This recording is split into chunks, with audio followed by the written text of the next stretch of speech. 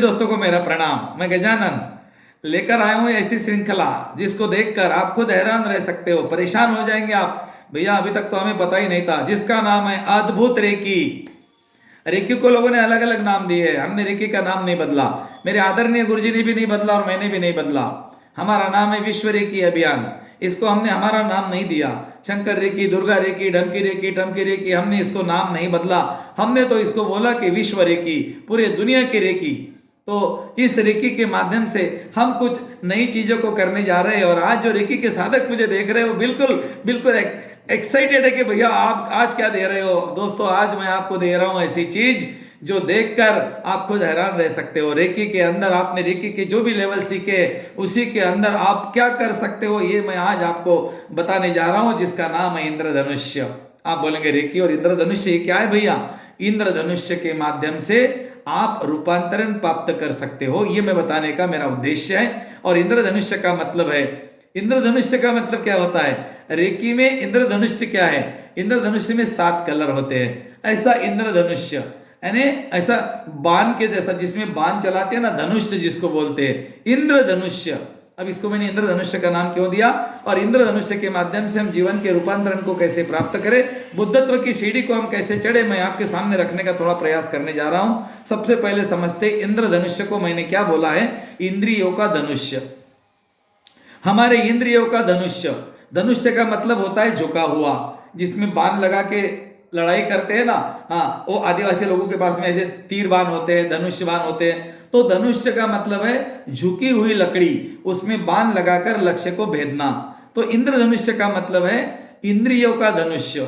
अगर आप रेकी में रूपांतरण लाना चाहते हो तो आपको आपके इंद्रियों के ऊपर कंट्रोल करना पड़ेगा। मतलब आपको आपकी ज्ञान इंद्रियों के ऊपर जो आसक्ति हमारे जीवन में आई, हमने ही बनाई उसको, हालांकि उस आसक्तियों को हमें नष्ट करना पड़ेगा। तो ये क्या है दोस्तों, बाण कैसे बना, धनुष्य बाण कैसे बना? ये जो बाण की लकड़ी है ना, ये बांस की लकड़ी होती है। इसको आप ऐसा मोड़ेंगे तो टूट जाएंगी, लेकिन इसको अगर आप पानी में भिगो कर रख दो तो इससे आपको बाण बनेगा, ये ऐसी मुड़ जाएगी। कहने का अर्थ है बांस की लकड़ी को पानी में कुछ दिन तक भिगो के रखने के बाद उसका एक इंद्रधनुष्य बन जाता है।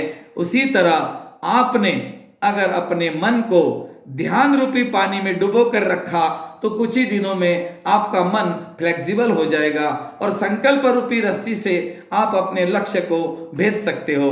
तो दोस्तों छोटे से बात से मैंने बहुत बड़ा मैसेज दिया कि इंद्रियों के धनुष्य के माध्यम से जीवन के उस लक्ष्य को प्राप्त करना, जिसे लोग बुद्धत्व की सीढ़ी बोलते हैं या बुद्धत्व बोलते हैं या आत्मज्ञान भी बोल सकते हैं। इंद्रियों का धनुष्य, हमारे इंद्रियों को झुकाना। ये इंद्रियों को हम कब झुका सकते हैं? जब इसको पानी में डालेंगे तो ये बांसी का जो लकड़ी है ये झुक जाएंगी। उसी तरह हमारे मन के अंदर की जो विकृतियां हैं, हमारे मन के अंदर की जो आसक्तियां हैं, वो कब झुकेंगी दोस्तों? जब इसको हम ध्यान रूपी पानी में डुबोएंगे। तो अपने मन को, मन की आसक्तियों को, हमारे इंद्रियों की आसक्तियों को ध्यान रूपी पानी में डुबो कर रखे। कुछ दिन के बाद में वो बांसी की लकड़ी ऐसी फोल्ड हो जाएगी और उसका धनुष्यबाण बनेगा। फिर उसमें एक संकल्प की रस्सी बांधनी है कि मुझे ये करना है, मुझे ये करना है। आपका संकल्प जब दृढ़ होता है ना तो आपको सब कुछ मिल जाता है। विकल्प और संकल्प में फर्क आपको पता है?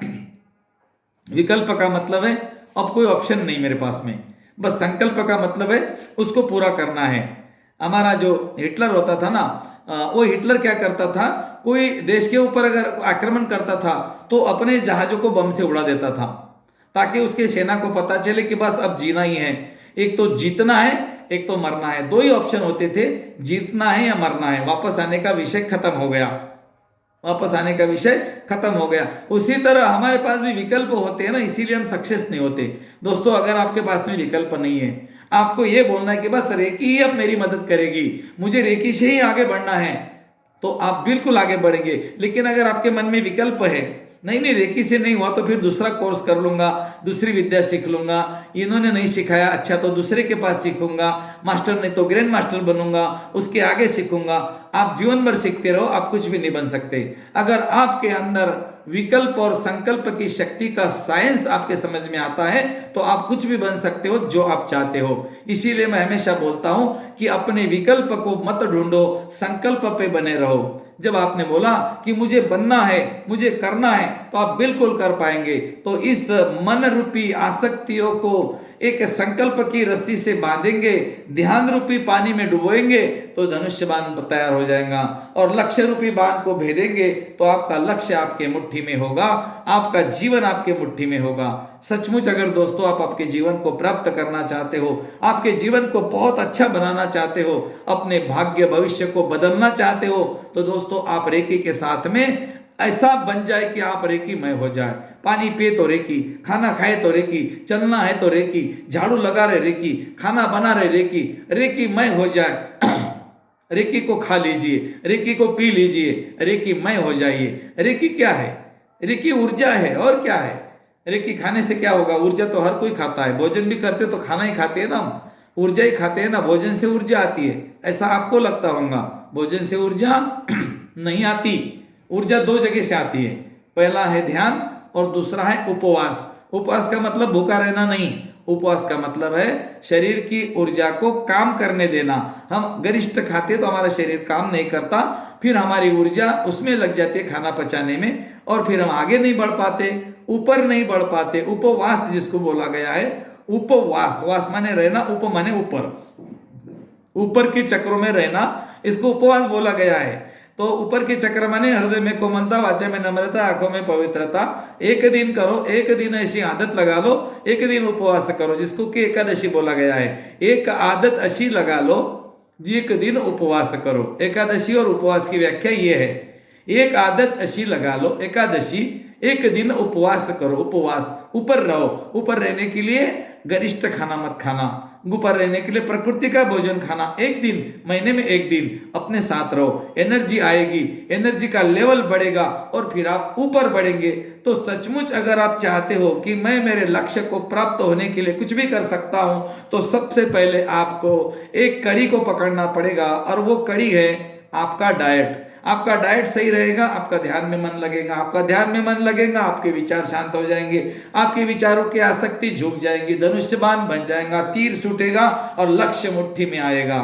दोस्तों, रेकी की एक छोटी सी विद्या सीखने के बाद आप कुछ भी कर सकते हो। मैं तो ये बोलूंगा, असंभव को संभव करना और मुश्किल को आसान करना बिल्कुल चुटकी का खेल है। लेकिन जब तक आपकी चुटकी नहीं बजेगी और जब तक आपका कॉन्फिडेंस लेवल नहीं बढ़ेगा, आप अद्भुत रेकी नहीं कर सकते। अगर आपको अद्भुत रेकी करनी है तो अपने ऊपर काम करना पड़ेगा, मेडिटेशन करना ही पड़ेगा। मेडिटेशन के बाद में आपकी जो लकड़ी है मन की, वो मन की लकड़ी झुक जाएगी। नहीं तो वो बार बार कभी ये परोसेगा, कभी वो परोसेगा, कभी पास्ट में लेकर जाएगा, कभी फ्यूचर में लेकर जाएगा।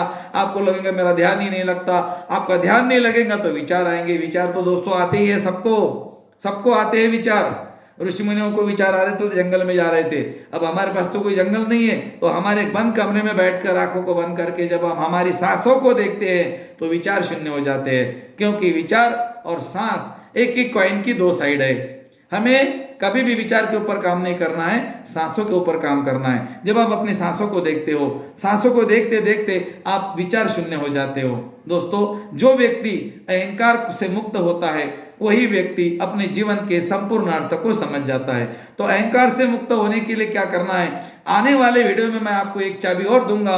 आपका अहंकार ही आपको सबसे बड़ी रुकावट है रूपांतरण के लिए, अद्भुत रेकी के लिए। अगर आप भी अद्भुत रेकी का साधक बनना चाहते हो, आप अद्भुत रेकी करना चाहते हो, चुटकियों में चमत्कार करना चाहते हो, तो दोस्तों आपको अहंकार को जलाना पड़ेगा, उसके सिवा कोई रास्ता नहीं। Thank you. जय हिंद।